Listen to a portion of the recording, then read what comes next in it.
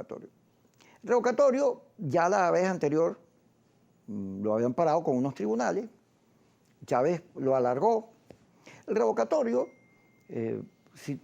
cualquier constitucionalista que conozca la historia de Venezuela podría llegar a la conclusión que revocatorios, constituyentes, que eso no sirve para nada, porque eso genera inestabilidad y es expresión de que tus instituciones son débiles. Porque tu Estado debería tener salidas para las crisis, como las tienen los europeos, con los primeros ministros y convocan elecciones. Pero ese permanente que hay aquí, que el que está en la oposición está pendiente de que el otro se fracase para llevárselo por medio, y el que está en el gobierno de fregarlo, esa rutina histórica es nociva. Es nociva y tienes que frenarla, porque esto que estamos así donde estamos, producto de seguir ese camino. Entonces tienes que salirte de ahí. México no tiene sentido porque tiene que ser Venezuela. Aquí se han metido los noruegos, el Centro Cártel, la Unión Europea, todo el mundo a tratar de ayudar a la crisis venezolana, y ninguno ha obtenido éxito. Dígame los noruegos que tuvieron éxito en Colombia. Aquí no, porque tienen que ponerse de acuerdo los venezolanos, tienen que ponerse de acuerdo los de aquí. Aquí hay una perturbación, una desviación horrible, pero producto también de la manera en que se dio la pelea. ¿Qué es estos defensores de los norteamericanos pro-Trump? Este señor Story que declara como si fuera el jefe de la oposición. Mire, eso no tiene nada que ver con lo que es la historia del país, ni Latinoamérica, ni nada de eso. Aquí hay que resolver los problemas nosotros. Y resguardando lo que la guerra, la independencia y la democracia nos ha dejado, que es la soberanía. Ahora, para ello es fundamental que te reconozcas.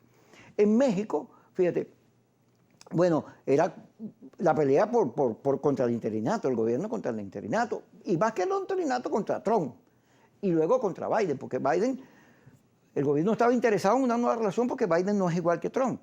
Y entonces, bueno, sí, vamos a hablar de todo eso, pero Biden se quedó en el aparato.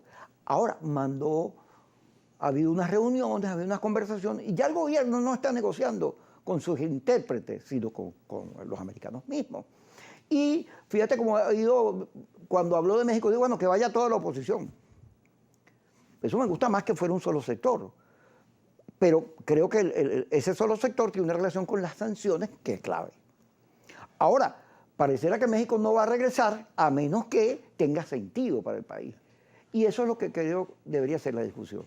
Sí, pero yo creo que sí tiene sentido y México es lo de menos, el lugar es lo de menos, lo importante es la instancia. El país necesita una instancia de encuentro entre los que piensan distintos, no solamente en el área de la alta política. Nosotros hemos observado que después del 21 de noviembre ha crecido como hongo, como verdolaga, los espacios de encuentro a nivel local y a nivel regional. Aquí se está reuniendo todo el mundo con todo el mundo porque saben que es la manera de buscar, de resolver los problemas, de sobrevivir y de atender las situaciones. Bueno, ahora, ¿qué es lo que pasa? Que el tema nuestro nacional es muy complejo, porque es verdad que debe ser resuelto fundamentalmente entre venezolanos, por venezolanos y para venezolanos. Pero también tú tienes un elemento geopolítico, estratégico importante, que bueno, que es el tema, digamos, sancionatorio que externo, donde los factores de la oposición no tienen nada, digamos, no tienen la palanca para levantar, flexibilizar o no, sino que hay un factor, digamos, internacional que está en el juego y que está acompañado de otros, lo que hace la situación mucho más compleja. Pero yo sí creo que eso, que México apenas estaba empezando, eso iba a derivar para darle propia vitalidad a esa misma instancia en que eso permeara aguas abajo y todos los sectores de la sociedad comenzaran no solamente a llevar propuestas, sino también a generar conversaciones y encuentros en cada uno de los espacios. O sea, el encuentro no debe ser exclusividad de un grupo ni exclusividad de un lugar. Yo creo que esa es la actitud que tiene que tener el venezolano. Porque tú lo decías, hay una conducta, una actuación política que no es tradicional en Venezuela, que quizás tiene ya varios años, pero no es histórica, del desplazamiento per se. No, la lucha política por supuesto que implica la sustitución de unos por otros, yo te quiero sacar a ti para llegar yo, pero fundamentalmente no es llegar por llegar, ese no es el fin, no es llegar, el fin es llegar para lograr traer, digamos, traer las soluciones a los problemas o hacer posible lo deseable, como quiera que lo queramos conceptualizar. El tema es que tenemos muchos años en un proceso de desplazamiento y no entendiendo los problemas. Y otro es que tenemos que ser amplios en considerar, no puede puede ser que es muy importante que haya un grupo, etcétera, que tiene contactos internacionales, pero aquí yo creo que los resultados de noviembre dan una muestra de que hay un país amplio, distinto, pensando de otra manera. Y tú puedes, como no, tú puedes discutir y puedes calificar de alacrán, de lo que tú quieras a algunos dirigentes, pero tú no puedes calificar de la misma manera a 1,5 millones de venezolanos que votaron por esa opción. Entre otras cosas porque votaron por una opción de cambio. Son venezolanos que votaron en contra de la opción del gobierno, pero que no quizá por la opción conocida como G4. Yo creo que ese 1,5 millones también tiene que ser representación en algún lugar, en alguna instancia, en algún momento. En la medida en que nosotros logremos incorporar todas las voces en diferentes espacios de negociación, yo creo que en esa medida vamos a hacer más masa crítica para llegar a los momentos importantes. Porque independiente del referéndum, revocatorio, más allá, hay una fecha que es muy difícil de obviar, que es la del 24. Pero el 24 no es que termina algo. El 25 comenzaría uno, pero yo creo que tenemos todavía tiempo suficiente para que armemos un acuerdo de convivencia democrática. ¿Qué se va a llevar el que gana? ¿Con qué se va a quedar el que pierde? ¿Cómo nos vamos a entender las diferentes instancias del poder público? ¿Cómo se van a respetar? El que pierde, ¿cómo va a reconocer? Hay una serie de cosas, pero para llegar allá, bueno, hay tantas cosas que hacer. Hay que reinstitucionalizar los partidos, devolver los partidos, renovarlos, poner un cronograma electoral. Bueno, hay tantas cosas que hay que hacer y por eso que nosotros lamentamos que no se haya reanudado la instancia de negociación. Margarita, Caraballeda, ponle tú el nombre que tú quieras, donde sea.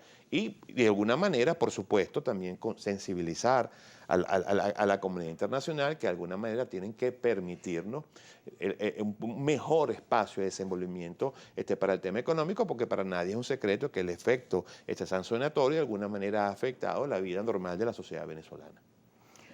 En estos días, oí yo que el interinato sugería, bueno, si no hay cambios, vienen más sanciones.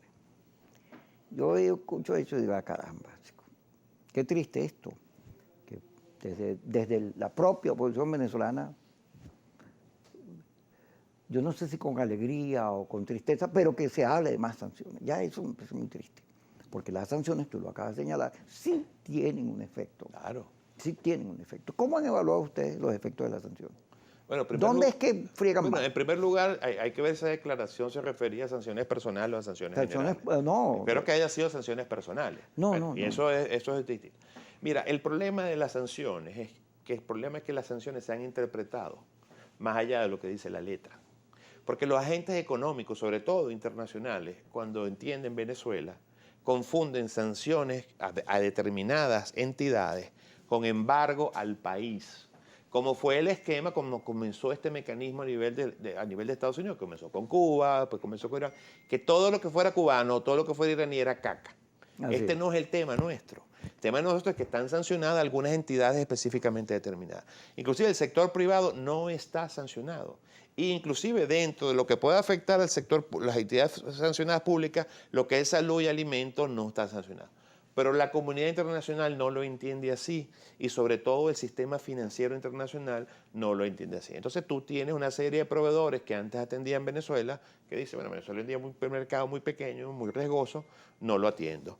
Entonces otros dicen, bueno, sí lo voy a atender, pero a través de interpuestas personas. Esos son tiempos, esos son costos. Además es todo un sistema financiero internacional que no tiene negocios directos con los bancos venezolanos, sino excepcionalmente con alguno que otro banco a través de Panamá, a través de algunas islas del Caribe, etcétera, que hace muy difícil digamos, las transferencias de dinero. Y además tienes unos riesgos por ese mismo tema sancionatorio en todo lo que son fletes, seguros, importaciones, etcétera. Al final, el normal desenvolvimiento de los negocios se cayó. Eso por un lado. Y por otro lado, no puedes negar el efecto que ha tenido en el país la caída de la producción petrolera, que venía en caída, eso no lo podemos negar, pero que cuando se da el corte, por supuesto que tuvo un